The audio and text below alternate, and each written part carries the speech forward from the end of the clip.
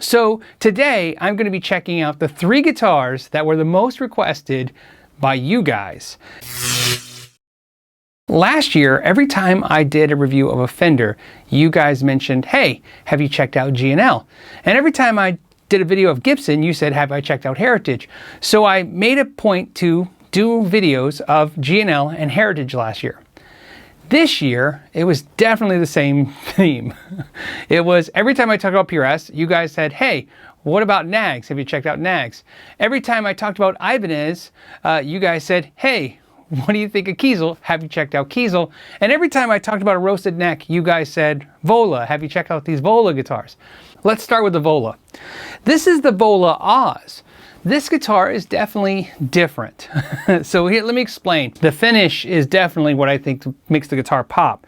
You gotta either love or hate this finish. I particularly love it. It reminds me of the Area Death Swirl by Jackson Guitars back in the day, but definitely better. They perfected it. It really shines where the Irideses were kind of dark. This really is pronounced, probably because there's no clear coat on this. This is a satin finish ash top. So this is a 1/4 inch ash top with mahogany body.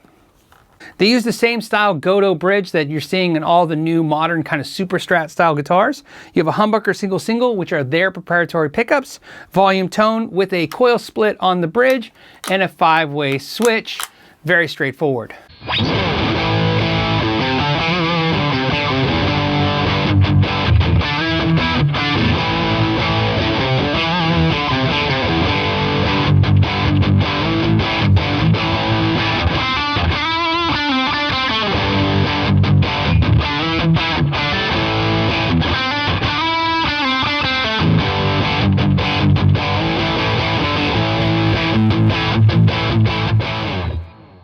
The neck is the terraformed or roasted or baked maple, however you want to say it. It's a 1-piece baked maple neck with a skunk stripe on the back. And what's interesting is there's no tilt back on the headstock, and there's also no string trees, but the tuning keys are staggered. Goto locking keys on the back, which I'm a big fan of. These are not stainless steel frets like a lot of the competitors. These are nickel frets. Again, something that some people are going to prefer. Medium jumbo frets with a flat 12-inch radius fretboard. The neck is thick. It feels like a vintage 50s Telecaster neck, maybe like the Eric Johnson if you played that Strat where it's a thick neck but a flat fretboard.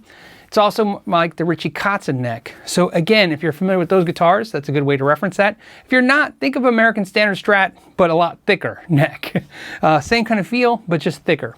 22 frets, and what looks like binding is just the unfinished ash top, which I thought was really nice. Now these come with a deluxe gig bag, and they're in the same price point as Ibanez Prestige and E2 or ESP's Made in Japan line, because this is also made in Japan. So what I want to do now is go on the clean channel and show you how dramatically different the pickups are. The bridge pickup is really powerful. It's a hot pickup, it sounds. And then the neck pickup is a softer, more vintagey sound.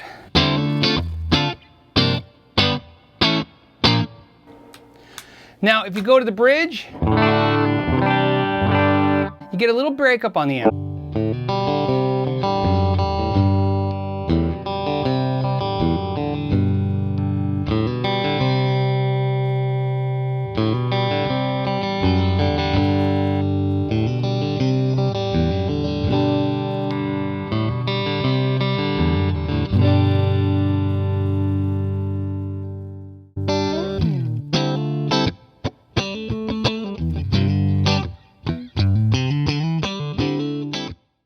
This guitar is definitely a shredder guitar, even though it's got the thick neck.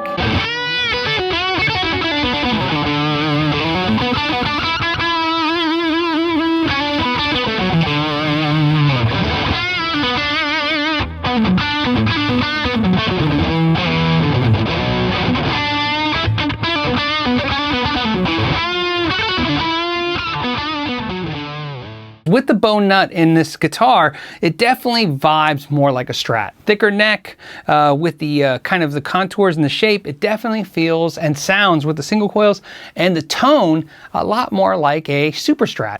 Fit and finish are pretty good. The only issue I had with the guitar is the bridge pickup is kind of wobbly in there. That could be fixed with a piece of foam, and But other than that, I didn't find any issues, anything that would concern me for the fit and finish and the way it's put together. So let's go to the Knaggs. If you're asking yourself, what is a Knaggs? It's a Joe Knaggs is the builder of these guitars. And if it has a slight PRS vibe, it's probably because Joe Knaggs was a master builder at PRS. He was a private stock. He ran the private stock. And my favorite Paul Reed Smith guitar is the Mira, the one I play all the time. That was designed by Joe Knaggs. And Joe also designed some key features with the PRS guitars that exist to this day. He went off his own and started his own company called Knaggs Guitars. A couple things you notice right off the bat that stick out is the tremolo has a hinge, like a door hinge. That's different.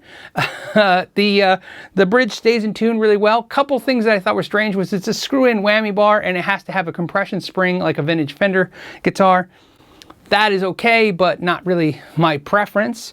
A lot of people pointed out they didn't like the plastic Strat style knobs. Those are the stock knobs. I know I like these knobs and I stick them on a lot of guitars, but these came this way. The other things worth noting is the neck is kind of also thick. Not as chunky and thick as the Vola by any means. This neck would feel more like, to me, it doesn't feel like a V shape, but it's got kind of a more of a V, very soft V. You know, still a C shape, but soft V. And it feels more like a Paul Reed Smith wide fat neck or pattern regular neck. So if you're familiar with that neck, you'll be very familiar with this. What you won't be familiar with, though, is that it has an 8.5-inch radius fretboard. So strange, right? In between the Fender vintage 7.5 and Fender 9.5-inch radius fretboards.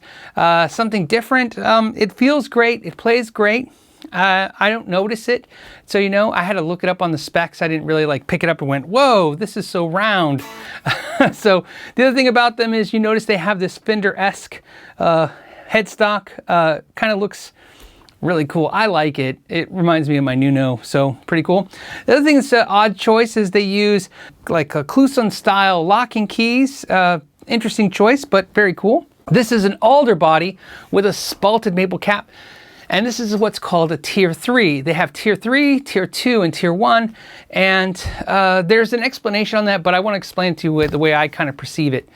Tier 3 would be like a non-10 top Paul Reed Smith. A tier 2 would be like a 10 top PRS, and a tier 3 would be like a private stock PRS. That is not accurate in the way that they describe it, but is definitely the vibe I got when looking on their website and looking at the same guitar, but got exponentially more expensive that way. This means that tier 1 has the most premium picked woods. So this is the lowest of the tiers because this was in my budget. So, and it's priced exactly like a Paul Reed Smith American core guitar. Maybe slightly higher, I'd say on average 10 to 15% higher than the PRS equivalent. It's made also in Maryland, not far from the PRS factory, might I add.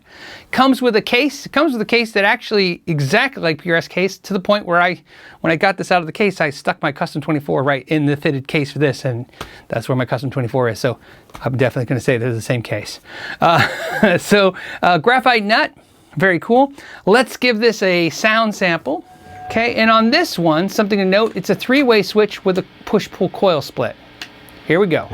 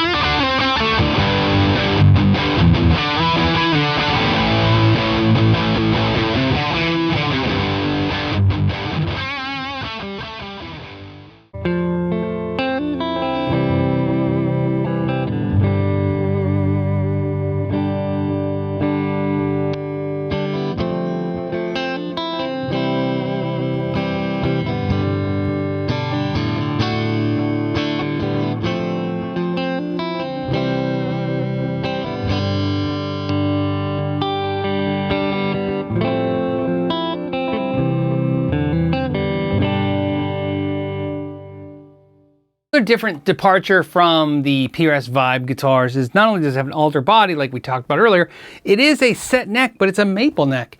So you get a flame maple neck on an alder body with a maple cap, and that's really common with them. They use different combinations of wood, of course, because they have different custom specifications, but this is a more traditional style. So most of the time it's a flame maple cap. I saw this one and I thought the spalted maple cap just looked fantastic, so that's the way I went. This one's pretty light, although they get pretty heavy as well. Now, another thing that's interesting to note about the guitar is it uses Seymour Duncan pickups. So even though the guitar is in the really high-end top tier, I mean, there's not really a whole lot of more expensive guitars than the Knaggs. The Knaggs series guitars are going to run $3,000 to $7,000, $8,000 on average if you check them out. So the Seymour Duncans were an odd place choice, I thought, in a premium kind of high-end boutique guitar brand, but I gotta admit, it works. It sounds great.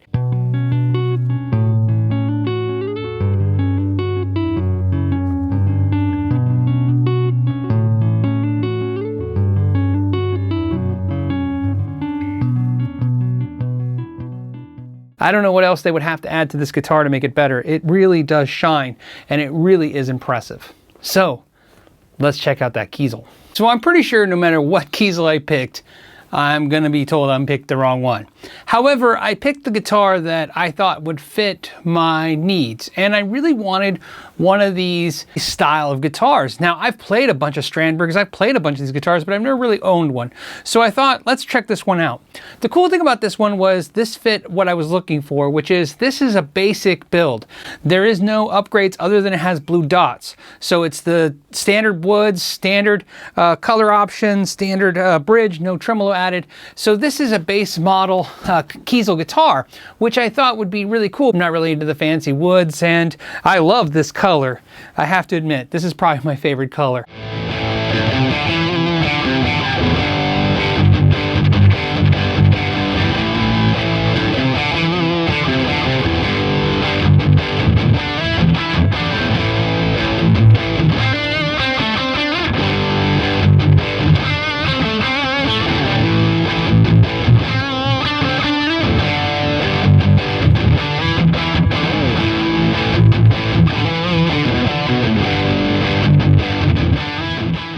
Pretty straightforward. It's got a volume and a tone control. It's got a 5-way switch. I would have preferred a 3-way switch with a coil split, but hey, it sounds great the way it works. It's got an ebony fretboard. This is a maple neck with alder wings.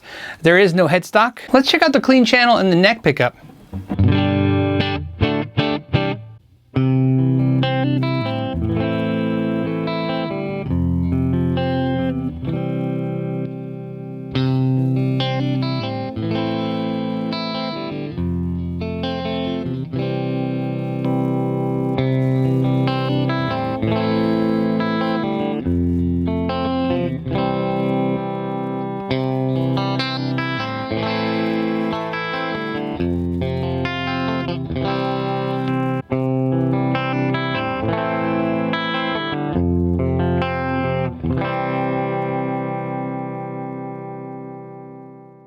One thing I have to say is the tuning stability of this thing is epic.